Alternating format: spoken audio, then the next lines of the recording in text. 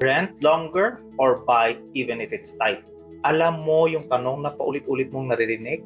Bakit nagre-rent ka pa rin? Kailan ka bibili ng bahay? Sayang ang renta. Pero ang hindi nila tinatanong, okay ka ba financially? Kasi pwede kang kumikita ng maayos, pero pakiramdam mo palaging kulang. Pwedeng may magandang trabaho ka, pero isang emergency lang, alanganin ka na. So, pag-usapan natin to ng totoo. Rent longer or buy even when it's tight. Naalala ko, nung time na kahit may trabaho ka na, kahit okay ang income, kulang pa rin. Lalo na pag immigrant ka o OFW. Parang may invisible deadline na dapat by this age, ganito ng ipon mo, may bahay ka na, at kung ano pang mga plano. Pero ang tanong, ready ka ba o napipilitan ka lang? Kasi maraming tao na bumibili hindi dahil kaya nila, kundi ayaw nilang mapag-iwanan. Ayaw nilang mukhang nahuhuli sa buhay. And that's dangerous. Buying a house does not mean na umuusad ka sa buhay. At renting doesn't mean failure. Minsan, ang pinakamature na desisyon ay maghintay. Let me be clear, hindi masama ang pagbili ng bahay. Pero masama na bumili ng bahay na ikasisira ng peace of mind mo. Kung after magbayad ka ng property tax mo, mortgage, utilities, insurance, halos wala ka nang natitira. That's not progress, that's pressure. May repair, may surprise expenses, may mga buwan na hindi mo inaasahan. At kung tight ka na ngayon habang nagre-rent ka, mas lalo kang mahihirapan kung bumili ka. Kaya minsan, renting longer is actually a smart move.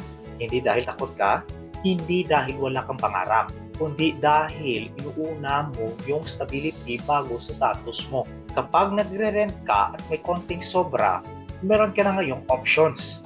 May breathing room ka na. May kakayahan kang mag-ipon, mag-invest at maghanda. At yan ang hindi nakikita ng ibang tao. Now, let's talk about the other side. May pagkakataon naman na okay bumili, kahit medyo tight. Pero dapat malinaw kung bakit. Kung stable ang income mo, kung sa tingin mo ay long-term ka sa isang lugar, at yung bahay mismo nakakatulong sa iyong finances. That's different. Halimbawa, mayroong basement suite, may room rental, may house hacking. Ibig sabihin nun, hindi lang siya bahay. Asset siya na tumutulong sa iyo financially. Pero kung bibili ka lang para masabing may bahay ka, tanungin mo sarili mo kung lifestyle ba yan o tamang strategy ba to para sa akin. Isa sa pinakamalaking pagkakamaling nakita ko, people buy to look successful, not stable. Maraming may bahay pero stressed, 2 jobs, 3 jobs. Maraming homeowners pero paycheck to paycheck. Malaking porsyento ng sahod nila pumupunta lang sa mortgage. Maraming mukhang okay sa labas pero naghihirap sa loob. Ang tunay na success ay hindi title ng bahay.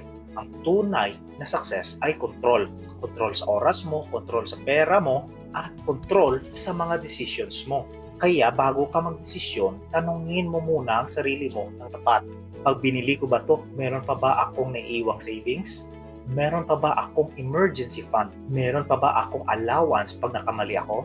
Pag pakiramdam mo isang problema lang, pagsak ka na, huwag mo na ngayon. At okay lang yan. Hindi ka nahuli, hindi ka kulilat. Hindi ka less dahil nagre-rent ka pa rin. Tandaan mo to, hindi lahat ng mabilis ay tama. Hindi lahat ng mabagal ay mali. Ang buhay ay hindi paunahan. It's about sustainability. Kung kayang mong maghintay, maghintay ka. Kung handa ka na, gawin mo ng tama. So rent longer even if it's tight? Ang sagot depende sa kung anong gusto mong buhay buuin. Peace of mind o pressure? Options or obligations? Progress o porma? Kung nakaka-relate ka sa video na ito, hit like. Comment mo kung nasaan ka ngayon. Rent muna or buy ka na. And subscribe kung gusto mo ng real talk about life, money, mindset, and real estate dito sa Canada.